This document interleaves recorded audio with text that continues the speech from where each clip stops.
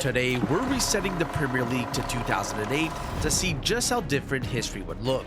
And it all starts with this year's champions. Now, Liverpool are back where they belong. We're only at the beginning, but history has already changed quite significantly. In this reality, Liverpool have denied Manchester United and Cristiano Ronaldo of their three-peat.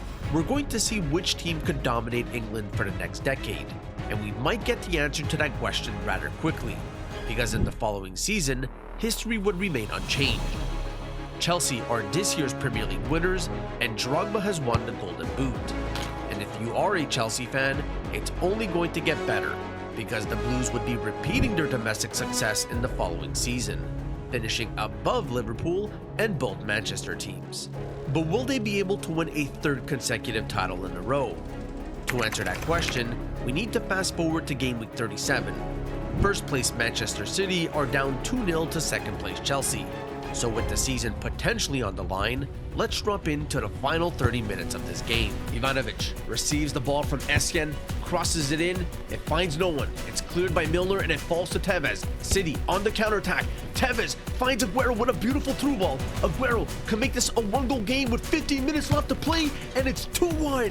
Nasri is going to get there first. Headed past to David Silva, who lays it off to Tevez. Tevez can take the shot, doesn't take it, looking for options, finds Aguero, saved by Peter Cech. Huge save to keep this a one-goal game with 4 minutes left to play. Big opportunity for City with the corner. David Silva swings it in. Chested by Company, takes a shot. It's blocked by Cole, but it falls to Aguero, who equalizes the game. Aguero's heroics has kept City on top of the league table for the time being. However, a loss in the Manchester Derby in the following week would end all hopes of lifting silverware this season. So while the title race was close, in the end, it's Chelsea coming out on top with their third consecutive title. It's disappointing considering the season Aguero and Tevez had, but the celebrations would only be delayed by 1 year, because the Argentinian duo would finally be lifting the Premier League title in the following year. Premier League dreams have come true in blue! We still have many more years to cover, so let's speed things up. Between 2013 and 2016, Chelsea and City would be taking turns at the top, and it wouldn't be until 2017 that we saw the title change hands. But before we see who won, let's have a look around the league. Man United have become a little bit more competitive with the arrival of Ibrahim Pogba, but they're still far behind the likes of Liverpool, who are a few signings away from competing for the title. Chelsea and City are still the two best teams in the league, and Arsenal will have their moment in the future, but this year belongs to Harry Kane and the Spurs.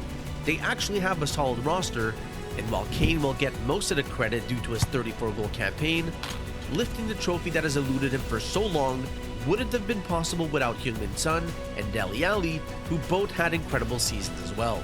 So now that we know the Kane curse doesn't exist in this reality, could they win another title in the future? The only way to find out is by moving on to the 2018 season, which was the year that Manchester City broke the record for most points in a single season. But our focus this year will be on the red side of Manchester. They've been quiet up until now, but bringing in Lukaku and Alexis Sanchez in the offseason would pay dividends.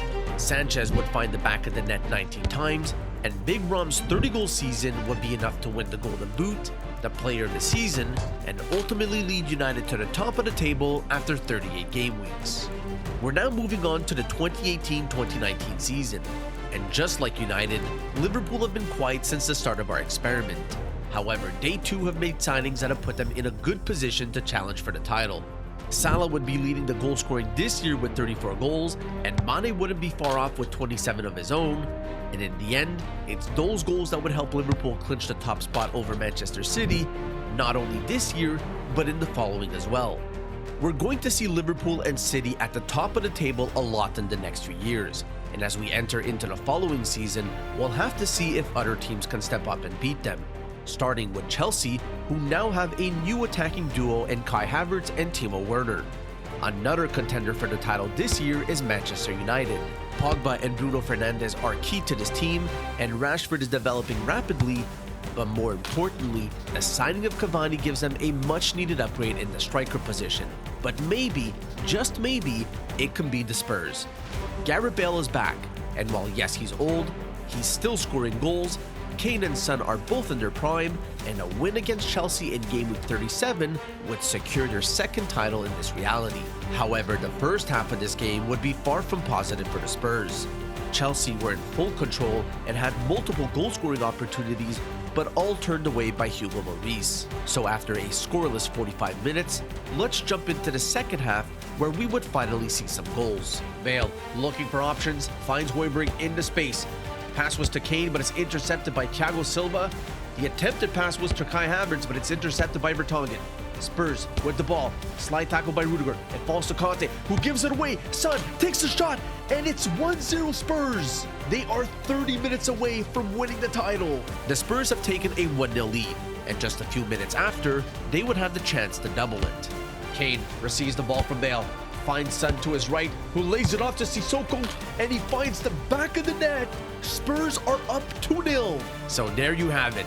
The Spurs are officially two-time Premier League winners in this reality. It's a fitting end to Bale's career, who gets to realize his dream of winning a trophy for this club. But while one legend leaves, another one is about to return. Madeira, Manchester, Madrid, Turin, and Manchester again. 18 years since that trembling teenager of touch and tease first tiptoed onto this storied stage. Now in his immaculate maturity, CR7 reunited. The league's greatest ever player is back, and along with him comes fellow Real Madrid teammate Rafael Varane, amongst other signings. And while injuries have plagued United in real life, they wouldn't have those issues in this reality. Ronaldo and Cavani are amongst the league's best goal scorers, and when you combine that kind of firepower with the playmaking of Paul Pogba and Bruno Fernandes, while also having a healthy backline, it's only normal for them to be in contention for the title.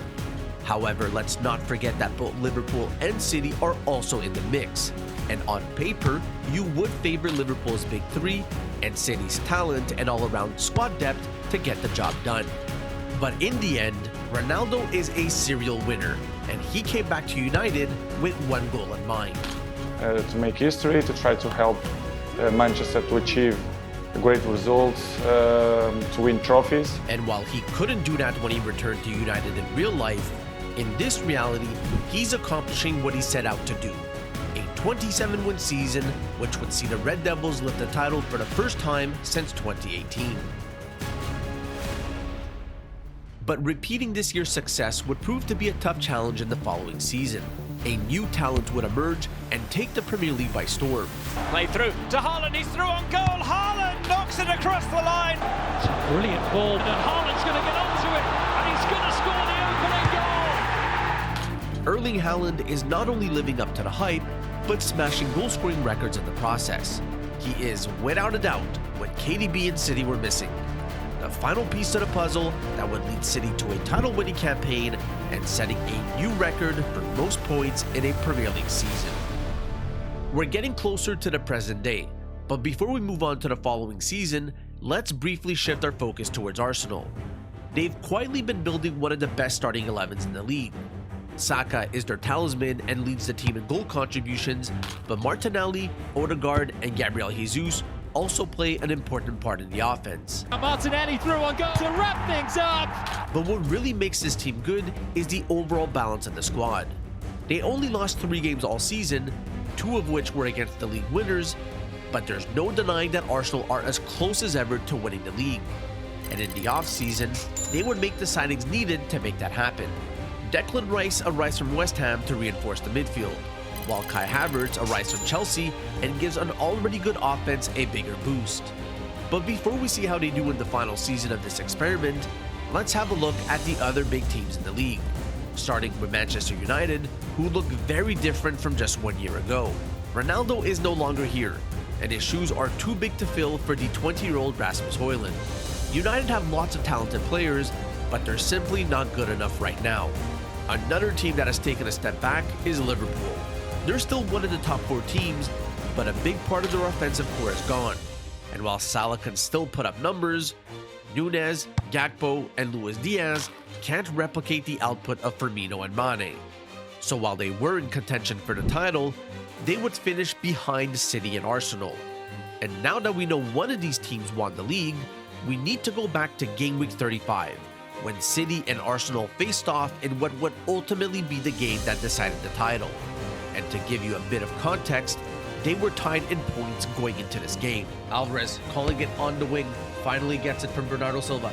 Alvarez looking for options, finds De Bruyne in the middle, through ball to Foden. Does he get to it? He does, but it goes under Raya. Arsenal looking to build something up.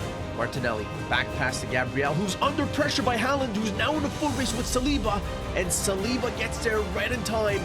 That could have been very bad for Arsenal. Alvarez to Guardiola on the overlap. Had the time to shoot, but decides not to. Back to Alvarez, to Bernardo Silva on the edge of the box. Bernardo Silva, back to Alvarez. Still Alvarez. Rodri to KDB. KDB takes the shot, and it's saved by Raya. The first half would end scoreless, and Arsenal are lucky that they're still in this game. But if you're rooting for them to win, the second half would be just as hard. The camera angle doesn't show it, but that's KDB taking the corner for City. Swings it in. Does it find anyone? It does! It finds Akanji, and Raya keeps it out of the net! What an insane performance by Raya! Arsenal have been on the back foot for most of this game, but their first real opportunity would finally come. Arsenal regained possession of the ball. Odegaard, can he be the one to cook something up for Arsenal? Martinelli down the wing, looking for options, has Odegaard in front of him, doesn't pass. He passes it to Havertz instead. Havertz on the edge of the box, takes the shot, and it's saved by Ederson. Out for a corner. 67th minute. Goes short to Odegaard. He sent someone to the shop. I don't know who that was. Odegaard. Still Odegaard. Saka. 1-0 Arsenal. It took 67 minutes, but Saka's 27th goal of the season gives Arsenal the lead in this game. It wasn't looking good at first, and Raya had to make a few more important saves in this game. But in the end, Arsenal would hang on to this lead to go 3 points clear of City, and a few weeks later, go on to lift the final Premier League trophy of this experiment. So now that we know what would happen if we re-simulated the Premier League, what if we re-simulated the Ballon d'Or without Ronaldo and Messi? Who would win the most? Click the video on your screen to find out.